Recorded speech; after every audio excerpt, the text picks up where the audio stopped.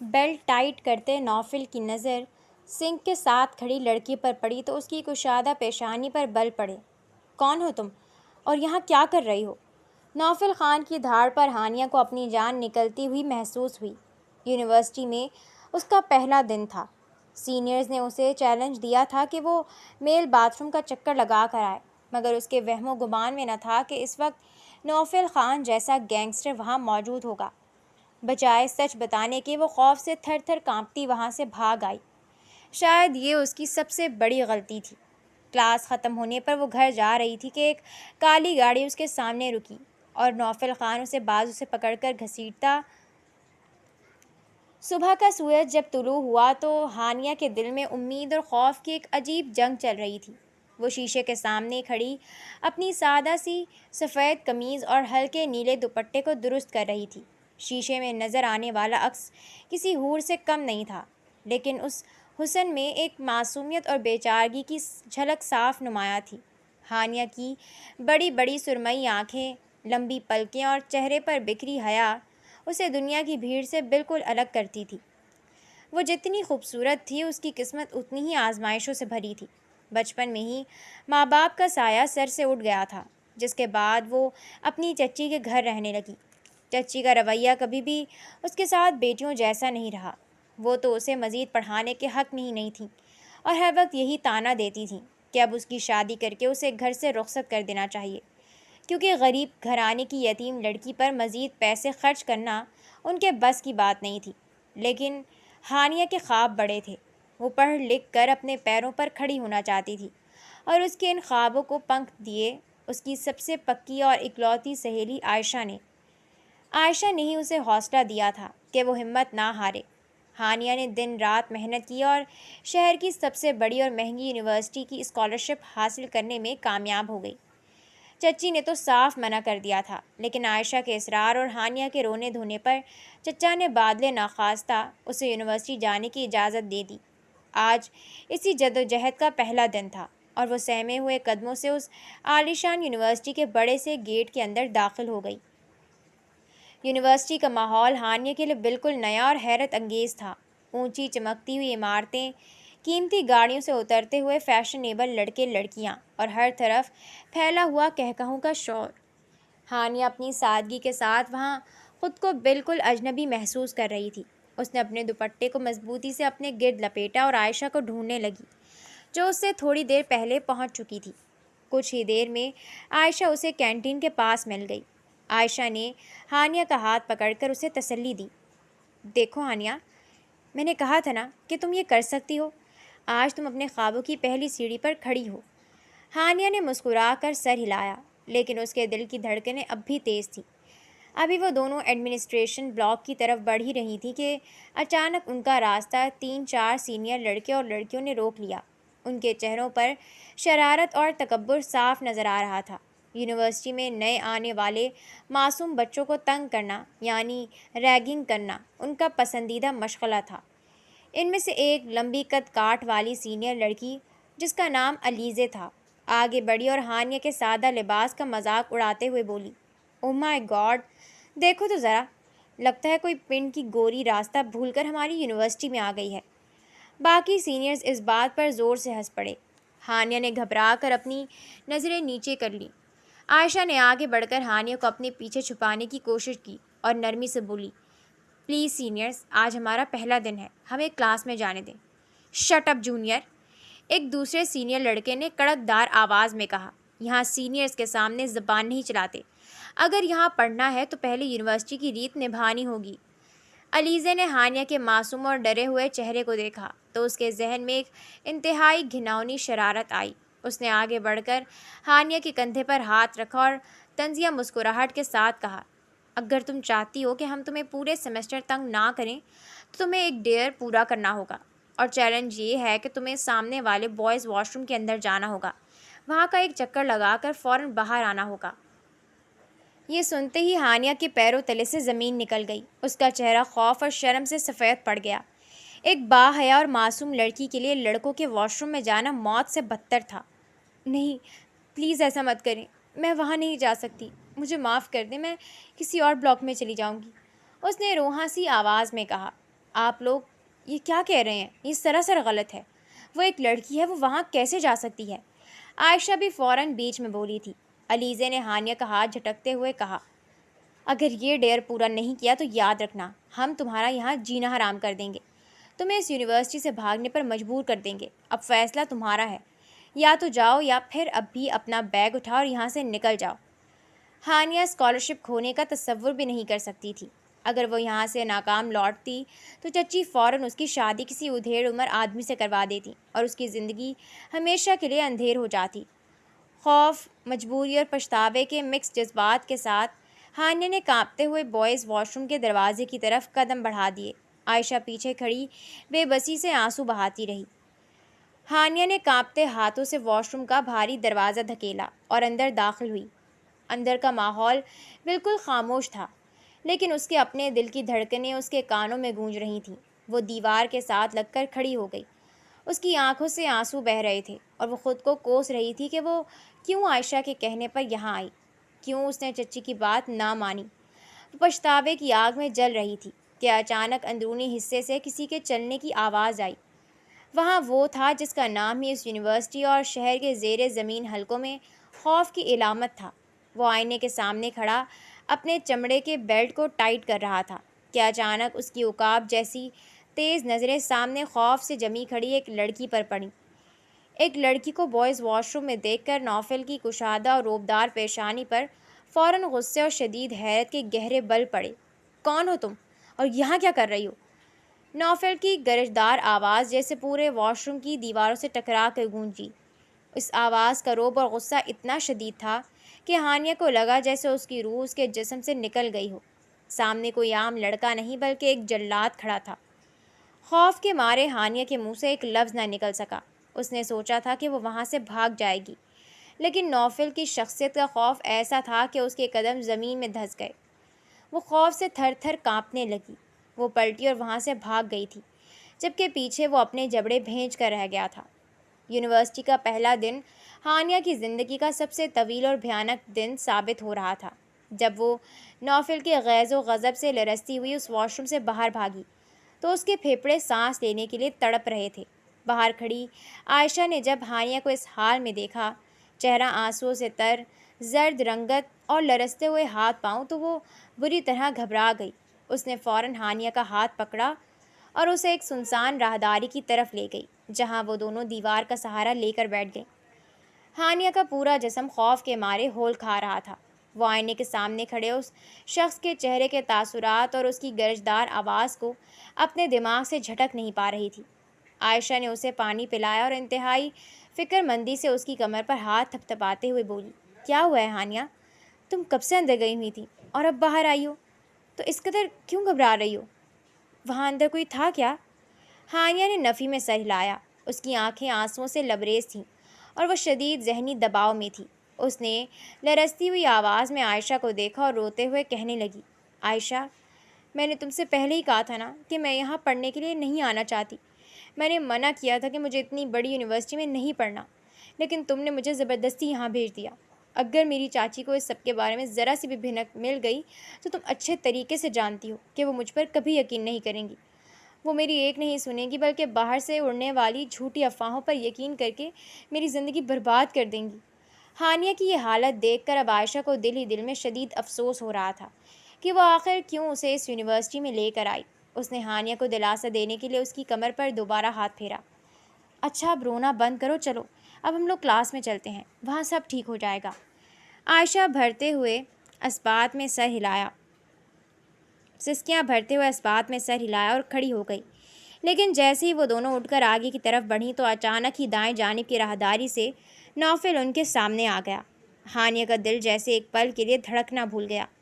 نوفل نے رک کر ایک سیکنڈ کے لیے ہانیہ کو انتہائی عجیب، گہری اور مشکوک نظروں سے دیکھا اور پھر مڑتا ہوا تیز قدموں سے سیڑھیاں چڑھنے لگا۔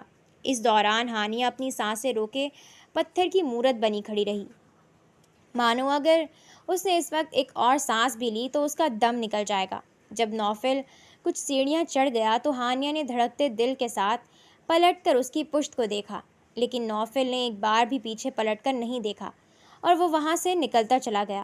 چلو ہانیہ، عائشہ نے جب اسے دوبارہ پکارا تو اس نے اپنے چہرے پر آیا ہوا خوف کا پسینہ صاف کیا اور سہمے ہوئے قدموں سے عائشہ کے پیچھے چلنے لگی۔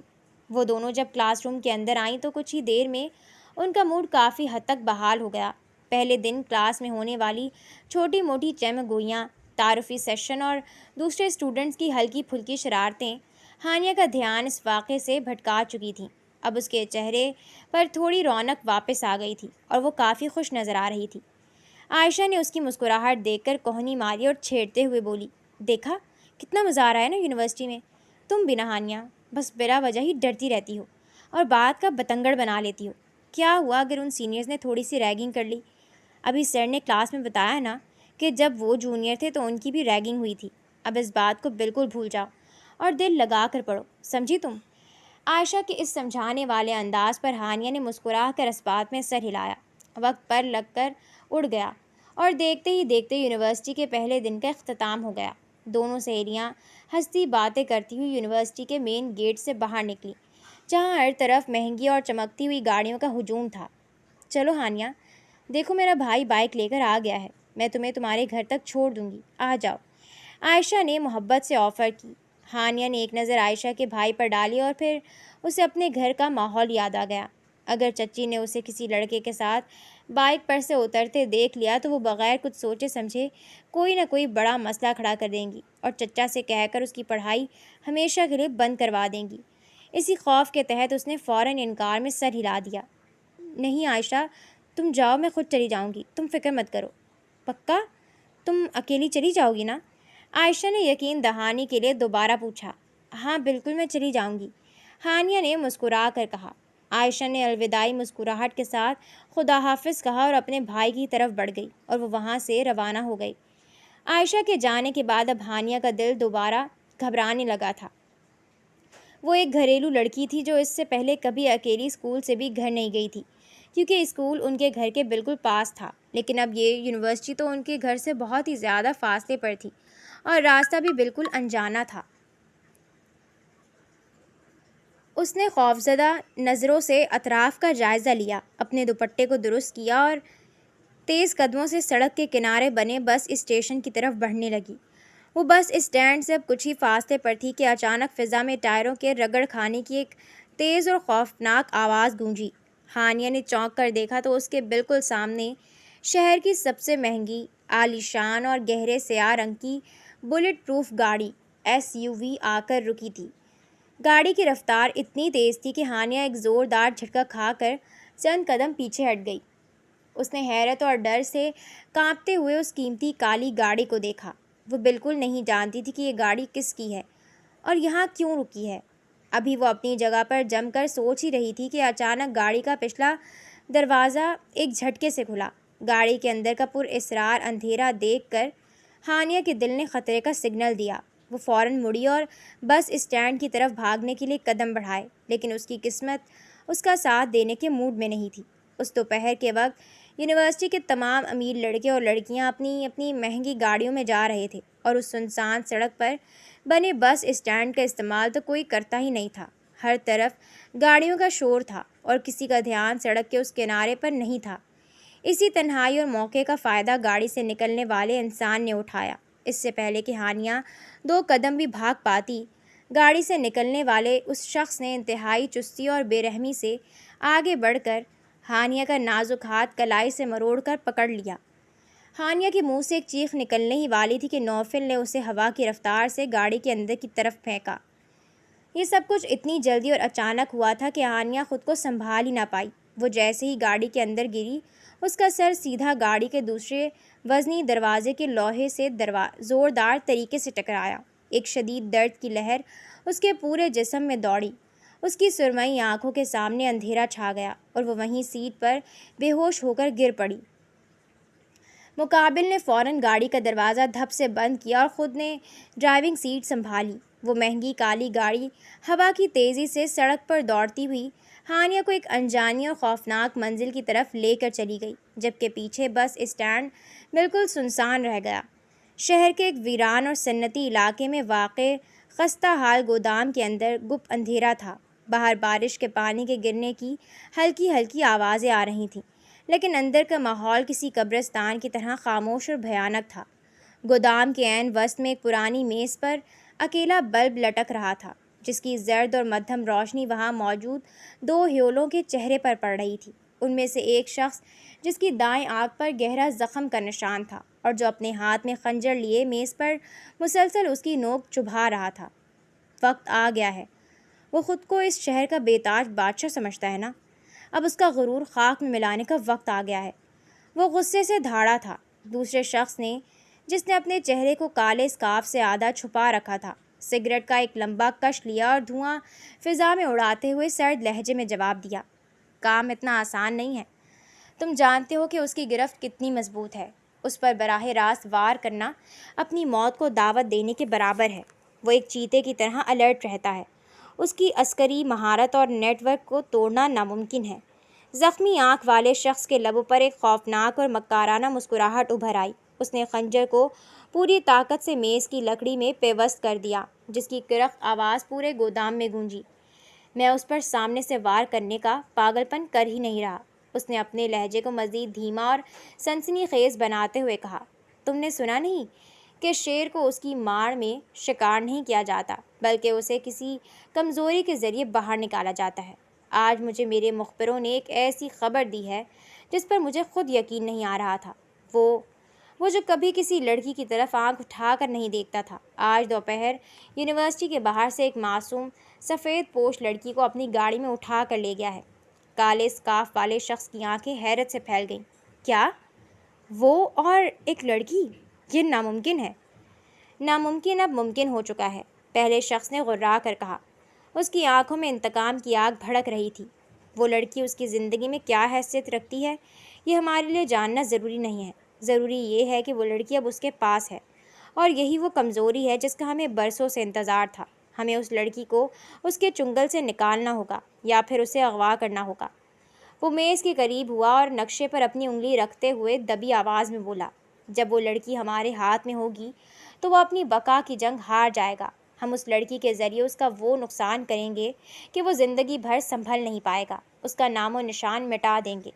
ایسا دردناک نقصان جس کا اس نے اپنے خوابوں میں بھی نہیں سوچا ہوگا۔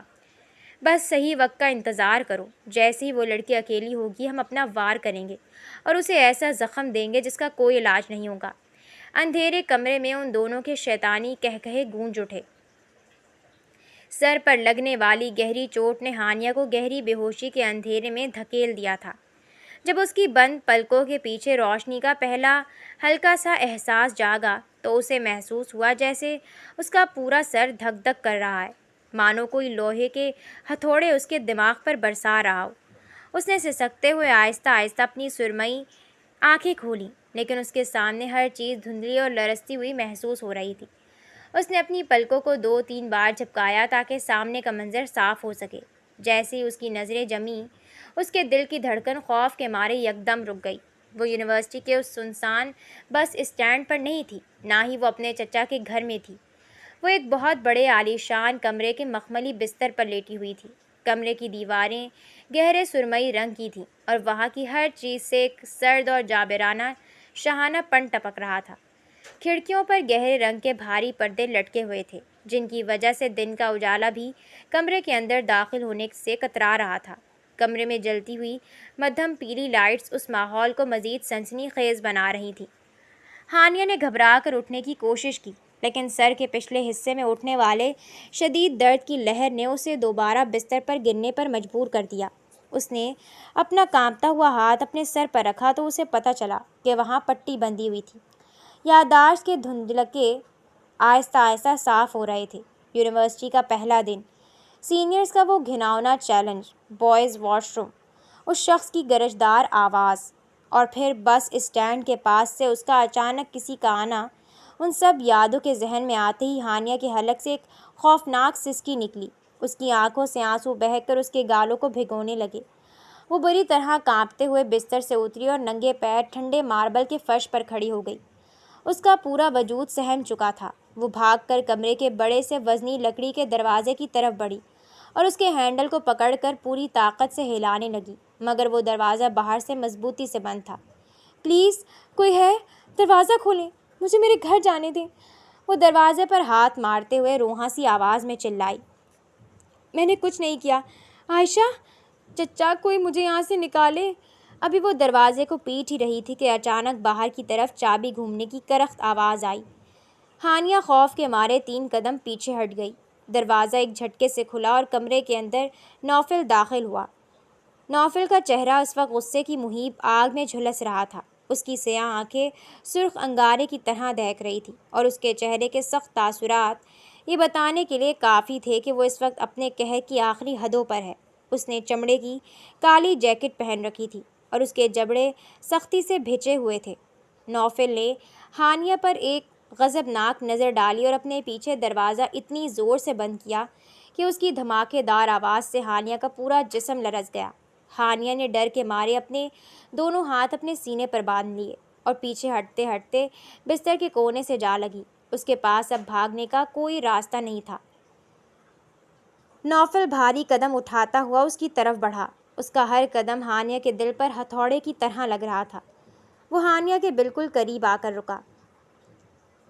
اس کا قد کاٹ اتنا لمبا تھا کہ ہانیہ کو اس کا چہرہ دیکھنے کے لیے اپنی نظریں بہت اوپر اٹھانی پڑیں۔ بڑا شوق ہے تمہیں بند دروازوں کے پیچھے جھانکنے کا، ہے نا؟ نوفل کا لہجہ چٹان کی طرح سخت اور برف سے زیادہ سرد تھا۔ اس کی آواز کی کاٹ ہانیہ کے دل کو چیرتی ہوئی گزر گئی۔ صبح بوائز واش روم میں تمہاری جرأت کیسے ہوئی حد پار کرنے کی، اور اب یہاں میرے گھر میں کھڑی ہو کر چیخنے کی ہمت کہاں سے آئی تمہارے اندر؟ ہانیہ نے روتے ہوئے سسکیاں بھریں اور کانپتی ہوئی آواز میں بولی، میں نے کچھ نہیں کیا، مجھے معاف کر دے، مجھے میرے گھر جانے دے، میری چاچی مجھے جان سے مار دیں گی۔ Shut up! نوفل کا غصہ اچانک ایک دھماکے کی طرح پھٹا۔ وہ اتنی زور سے دھاڑا کہ کمرے کی دیواریں گونج اٹھیں اور ہانیہ نے خوف کے مارے اپنے کانوں پر ہاتھ رکھ لیے۔ نوفل نے ایک ہی پل میں آگے بڑھ کر ہانیہ کا وہی نازک بازو اپنی لوہے جیسی سخت گرفت میں لیا اور اسے جھٹکے سے اپنی طرف کھینچا۔ ان کے درمیان کا فاصلہ اب ختم ہو چکا تھا۔ نوفل کی گرم سانسیں ہانیہ کے زرد چہرے سے ٹکرا رہی تھیں، مگر ان سانسوں میں صرف غصہ اور قہر تھا۔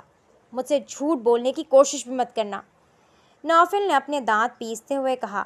اس کی گرفت ہانیہ کے بازو پر اتنی سخت تھی کہ وہاں نیلا نشان پڑنے لگا تھا۔ تم جیسی معصوم شکل بنا کر آنے والے کو میں بہت اچھے سے جانتا ہوں۔ تمہیں کس نے بھیجا ہے؟ میرے دشمنوں نے؟ شاویز نے بھیجا ہے نا تمہیں؟ وہ جاننا چاہتا ہے کہ میں اس یونیورسٹی میں کیوں آتا ہوں، بولو۔ ہانیہ درد اور خوف کے مارے تڑپ اٹھی۔ اس کی سرمئی آنکھوں سے آنسوؤں کا سیلاب بہہ رہا تھا اور وہ بار بار اپنا سر نفی میں ہلا رہی تھی۔ خدا کے لیے مجھے چھوڑ دیں، مجھے کسی شاویز کا نہیں پتہ، میں تو بس یونیورسٹی کی ایک عام طالب علم ہوں۔ میں اسکالرشپ پر آئی ہوں، مجھے میرے سینئرز نے زبردستی چیلنج دیا تھا، اس لیے میں وہاں آئی۔ میں سچ کہہ رہی ہوں، اللہ کی قسم میں سچ کہہ رہی ہوں۔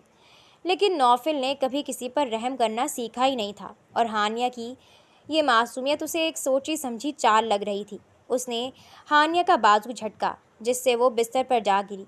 اس کے سر کی چوٹ پر ایک بار پھر شدید درد کی لہر ابھری، لیکن اس وقت اسے اپنے سر سے زیادہ اپنی جان اور آبرو کی فکر تھی۔ وہ بستر پر سمٹتی ہوئی خود کو نوفل کے غیظ و غضب سے بچانے کی ناکام کوشش کر رہی تھی۔ نوفل نے اپنے کوٹ کے بٹن کھولے۔ اس کے چہرے پر پھیلی سختی اور آنکھوں کی سرخی برقرار تھی۔ اس نے بستر کے کنارے کھڑے ہو کر اپنے کوٹ کی جیب سے کاغذ نکالا اور اسے ہانیہ کے سامنے بستر پر پھینک دیا۔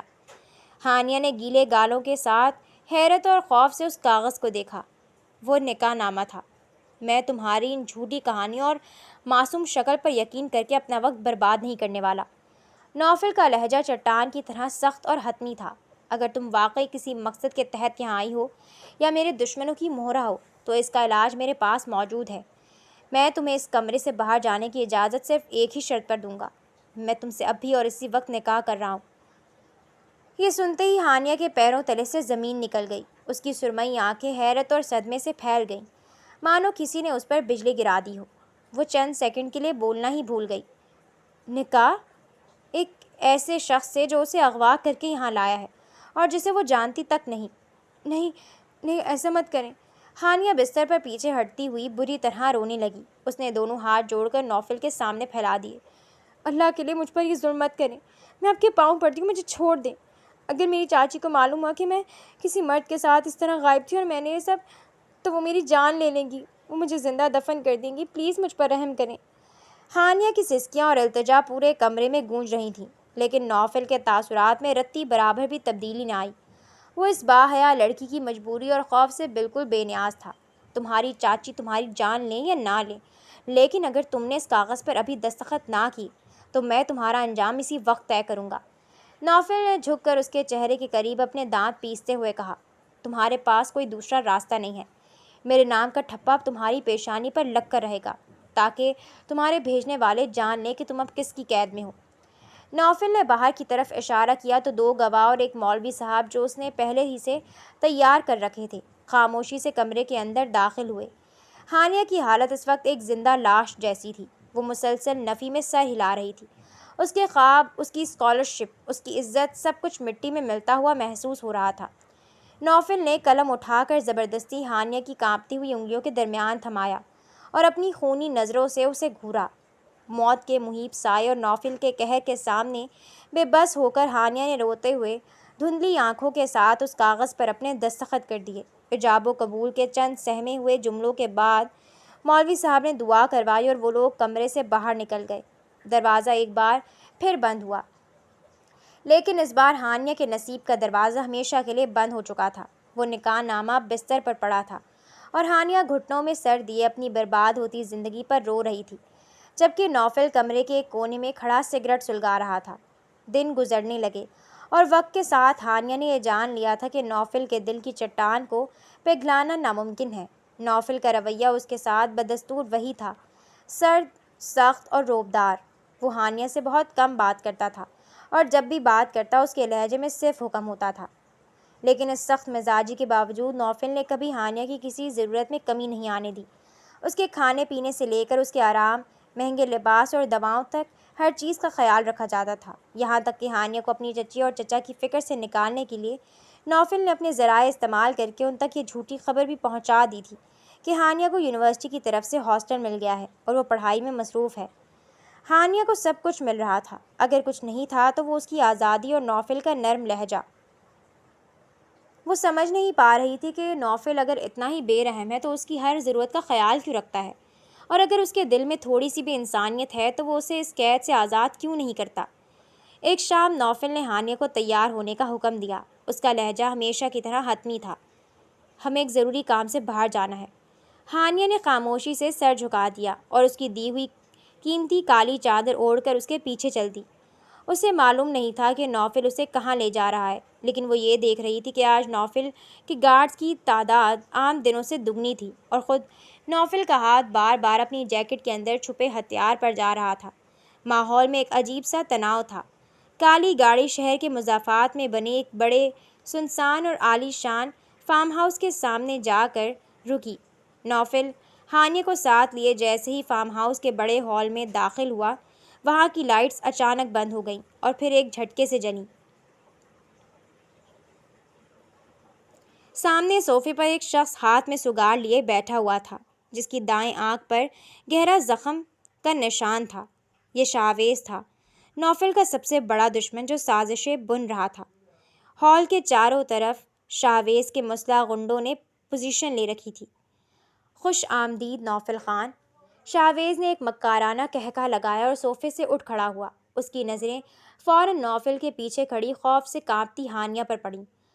تو مخبروں کی خبر سچی تھی، آخر کار تم نے اپنی کمزوری خود میرے سامنے لا کھڑی کی۔ میں تو اسے تمہارے ٹھکانے سے اغوا کرنے کا پلان بنا رہا تھا، مگر تم اسے یہاں لے آئے۔ نوفل کے چہرے پر خوف کا ایک سایہ تک نہ ابھرا۔ اس کے جبڑے سختی سے بھیج گئے اور اس کی سرخ آنکھیں شاویز پر جم گئیں۔ اس نے ایک قدم پیچھے ہٹ کر ہانیہ کو اپنے چوڑے کندھوں کے پیچھے چھپا لیا، مانو وہ دنیا کو ہانیہ تک پہنچنے نہیں دینا چاہتا تھا۔ شاویز، نوفل کی آواز کی گرج سے ہال کی دیواریں ہل گئیں۔ تمہاری جنگ مجھ سے ہے، جرأت ہے تو سامنے سے وار کرو۔ اگر اس لڑکی کی طرف آنکھ اٹھا کر بھی دیکھا تو میں تمہارا وہ حشر کروں گا کہ تمہاری نسلیں یاد رکھیں گی۔ اب تم ہمیں دھمکیاں دو گے؟ شاویز غرا اٹھا۔ تم گھیرے جا چکے ہو۔ نوفل، اس لڑکی کو ہمارے حوالے کرو ورنہ تم دونوں کی لاشیں یہاں سے نکلیں گی۔ شاویز نے اپنے گارڈز کو اشارہ کیا، لڑکی کو پکڑو۔ جیسے ہی دو گنڈے ہانیہ کی طرف لپکے، ہانیہ کے منہ سے ایک خوفناک چیخ نکل گئی۔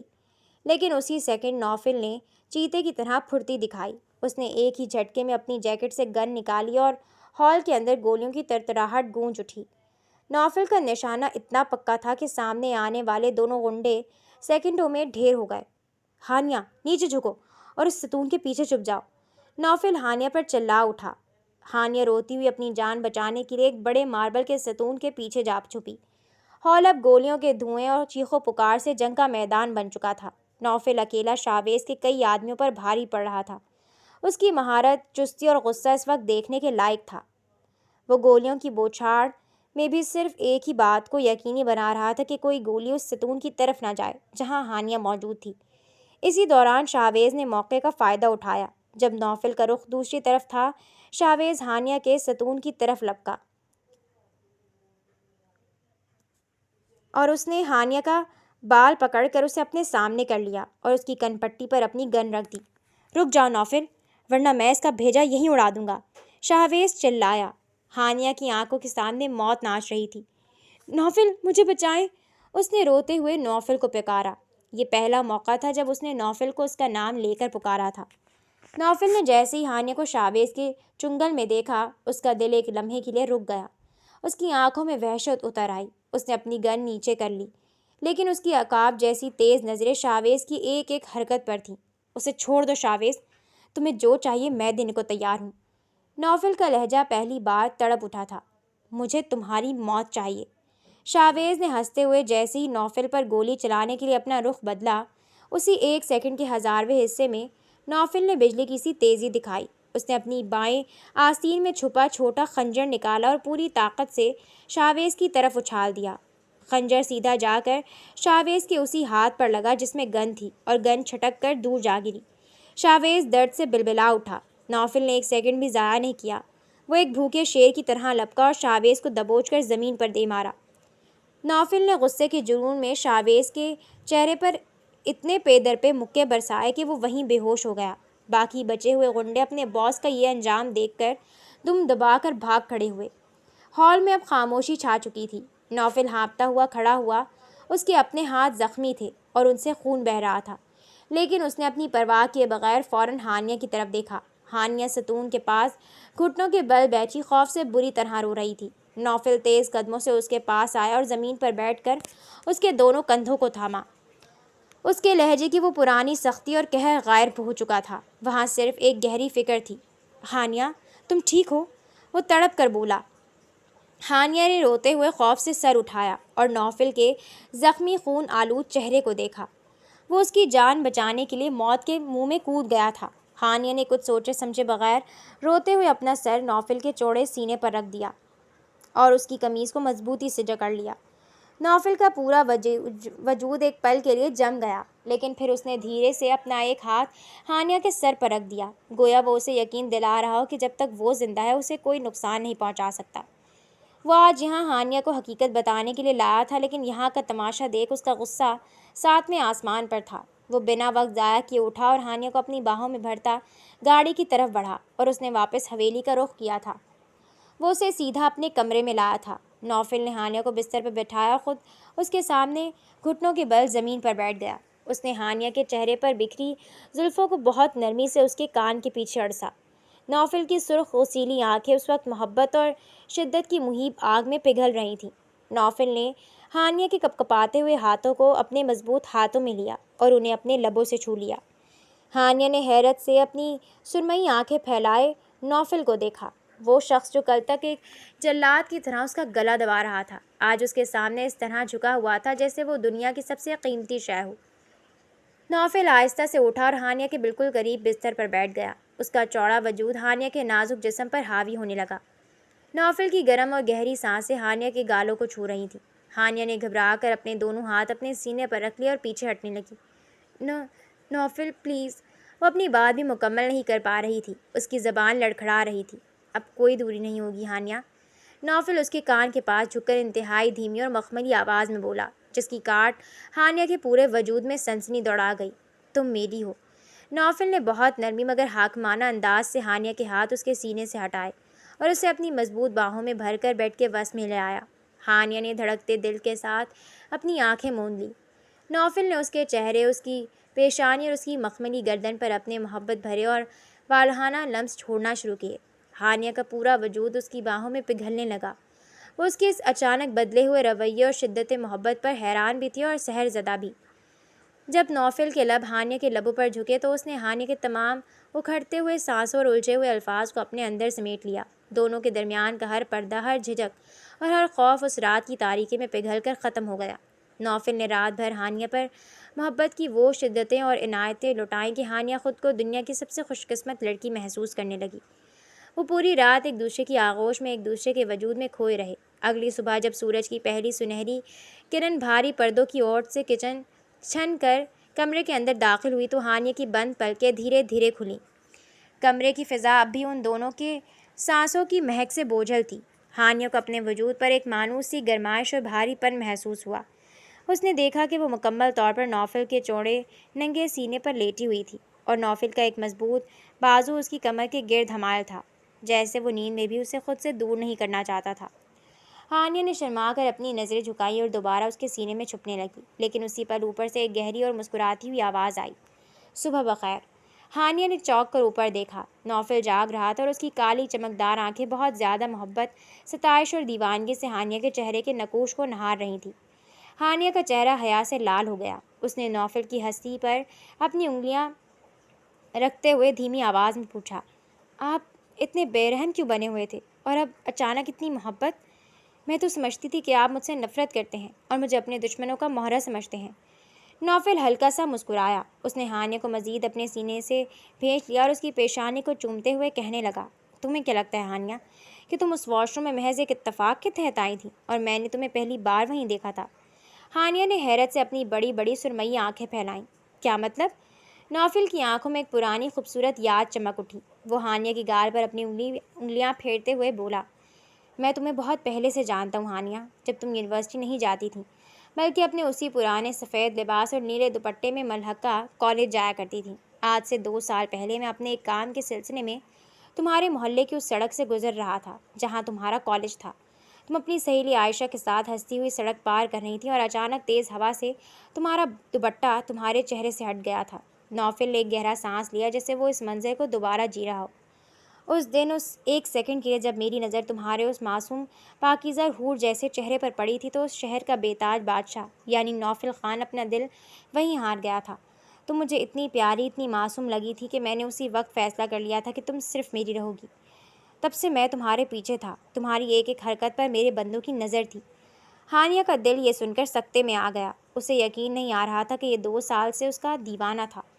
نوفل نے بات جاری رکھتے ہوئے کہا، جب مجھے پتہ چلا کہ تمہاری چچی تمہاری پڑھائی چھڑوا کر تمہاری زبردستی شادی کروانا چاہتی ہیں تو میں تلملا اٹھا۔ میں نے ہی اپنے اثر و رسوخ کا استعمال کر کے شہر کی اس سب سے مہنگی یونیورسٹی میں تمہاری اسکالرشپ کا بندوبست کروایا تھا تاکہ تم اپنے خواب پورے کر سکو اور میرے قریب آ سکو۔ عائشہ کو بھی میں نے ہی استعمال کیا تھا تاکہ وہ تمہیں یہاں لے کر آئے۔ تو پھر پہلے دن واش روم میں آپ مجھ پر اس طرح دھاڑے کیوں؟ ہانیہ نے پرانے زخم کا ذکر کرتے ہوئے شکوہ کیا۔ نوفل نے پچھتاوے سے ہانیہ کا ہاتھ چوما۔ وہ میری مجبوری تھی ہانیہ، اس یونیورسٹی میں میرے دشمنوں کے بھی کچھ لوگ موجود ہیں۔ جب تم اس اچانک بوائز واش روم میں آئیں جہاں میں اپنے کچھ خفیہ آپریشنز ہینڈل کرتا ہوں تو مجھے لگا کہ شاید میرے کسی دشمن نے تمہیں مہرہ بنا کر میرے خلاف استعمال کیا ہے۔ میں اس وقت اپنے غصے اور شک پر قابو نہیں رکھ پایا، لیکن جب تم وہاں سے بھاگی تو میرا دل تڑپ اٹھا تھا۔ اسی لیے میں نے اسی وقت تمہیں اغوا کرنے اور تم سے نکاح کرنے کا فیصلہ کیا تاکہ تم ہمیشہ کے لیے میرے نام کے تحفظ میں آ جاؤ اور کوئی دشمن تمہیں نقصان نہ پہنچا سکے۔ کل رات تم نے دیکھ ہی لیا کہ شاویز تمہارے ذریعے مجھ تک پہنچنا چاہتا تھا۔ ہانیہ نے نوفل کی باتیں سنی تو اس کی آنکھوں میں خوشی اور تاثرات کے آنسو آ گئے۔ وہ شخص جسے وہ جلاد سمجھتی تھی وہ تو 2 سال سے اس کا محافظ بنا ہوا تھا اور اس کی پڑھائی سے لے کر اس کی زندگی تک ہر چیز کا پس پردہ خیال رکھ رہا تھا۔ ہانیہ نے اپنے دونوں ہاتھ نوفل کے گلے میں ڈال دیا اور اپنا چہرہ اس کے کندھے میں چھپا لیا۔ نوفل نے مسکرا کر کمفرٹر کو ان دونوں کے گرد اچھی طرح لپیٹ لیا۔ اب وہ دونوں ہر خوف، ہر پردے اور ہر دشمن کی سازش سے آزاد ایک نئی اور خوبصورت زندگی کی شروعات کر چکے تھے۔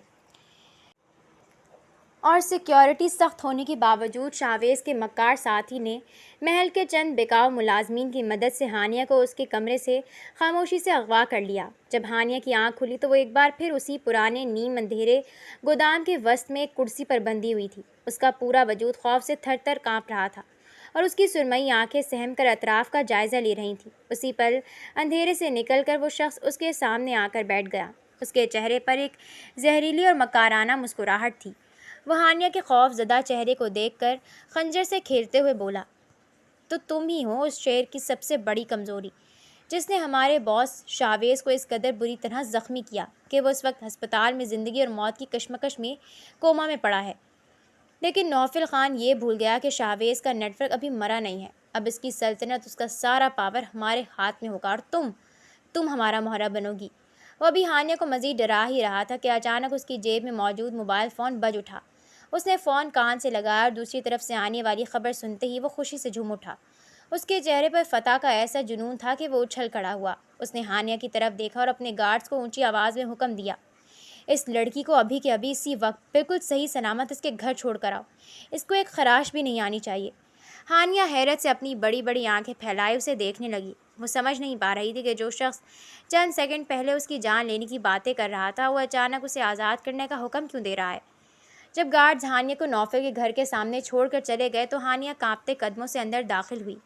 ہال کا بھاری دروازہ جیسے ہی کھلا، سامنے صوفے پر نوفل انتہائی بے چینی اور کرب کی حالت میں بیٹھا تھا۔ اس کا چہرہ آنسوؤں اور غصے سے سرخ ہو چکا تھا اور وہ پاگلوں کی طرح اپنے گارڈز پر چلا رہا تھا۔ لیکن جیسے ہی اس کی نظر دروازے پر کھڑی ہانیہ پر پڑی، نوفل کا پورا وجود جیسے پرسکون ہو گیا۔ اس کی آنکھوں میں زندگی واپس لوٹ آئی۔ اس نے ایک سیکنڈ ضائع کیے بغیر اپنے تمام ملازمین اور گارڈز کی طرف ایک حاکمانہ اشارہ کیا۔ اس کا اشارہ پاتے ہی محض چند سیکنڈ کے اندر پورا گھر خالی ہو گیا اور وہاں گہرا سکوت چھا گیا۔ نوفل دیوانہ وار دوڑتا ہوا ہانیہ کی طرف بڑھا اور اسے پوری طاقت سے اپنے چوڑے سینے سے لگا لیا۔ اس کی گرفت اتنی سخت تھی کہ ہانیہ کو نوفل کے دل کی تیز دھڑکن صاف سنائی دے رہی تھی۔ نوفل نے تڑپتے ہوئے ہانیہ کے چہرے کو اپنے ہاتھوں کے پیالے میں بھرا اور بغیر ایک پل گوائے اس کے لبوں پر جھک گیا اور اس کے وجود کو محسوس کرنے لگا، مانو وہ یقین کرنا چاہتا ہو کہ اس کی کائنات اب اس کے پاس محفوظ ہے۔ جب وہ کچھ دیر بعد ہانیہ سے دور ہوا تو ہانیہ نے حیران نظروں سے نوفل کو دیکھا۔ اس نے اپنی حیرانی ظاہر کرتے ہوئے پوچھا، نوفل، انہوں نے مجھے اچانک اس طرح صحیح سلامت کیوں چھوڑ دیا؟ وہ تو آپ سے بدلہ لینے کی باتیں کر رہے تھے۔ نوفل کے چہرے پر ایک پرسکون اور لازوال مسکراہٹ ابھر آئی۔ اس نے ہانیہ کی گال کو پر بوسہ دیتے ہوئے انتہائی نرمی سے بتایا، ان لوگوں کو میرا پاور، میری زیر زمین سلطنت کی سربراہی چاہیے تھی ہانیہ۔ وہ برسوں سے اس عہدے اور طاقت کے پیچھے پاگل تھے اور وہ سربراہی اب ان کے پاس چلی گئی ہے۔ میں تمہاری جان کو بالکل بھی خطرے میں نہیں ڈال سکتا تھا میری جان۔ اس لیے میں نے بغیر کچھ سوچے سمجھے اپنا سب کچھ، اپنی دولت، اپنی طاقت اور وہ سربراہی ان کے نام کر دی۔ اب میرے پاس کچھ نہیں بچا، اب بس میں ہوں اور تم ہو۔ یہ نہیں تھا کہ میں ان سے لڑ نہیں سکتا تھا، لیکن اگر میرے جوابی کارروائی پر وہ تمہیں کچھ کر دیتے تو میں ہرگز برداشت نہ کر سکتا، اس لیے تم پر سے وار کر سب پھینک دیا ان کتوں کی جھولی میں۔ ہانیہ کا دل تڑپ اٹھا۔ اس نے کچھ بولنے کے لیے اپنے لب کھولے، لیکن نوفل، آپ کی وہ طاقت۔ وہ بھی کچھ اور بولنے کی کوشش کر رہی تھی کہ نوفل نے ایک بار پھر اسے پیار سے بوسہ دیا اور اسے خاموش کروا دیا۔ اب ان کے درمیان کوئی دشمن، کوئی طاقت اور کوئی خوف حائل نہیں تھا۔ وہ دونوں ایک دوسرے کی آغوش میں ہمیشہ کے لیے ایک ہو چکے تھے۔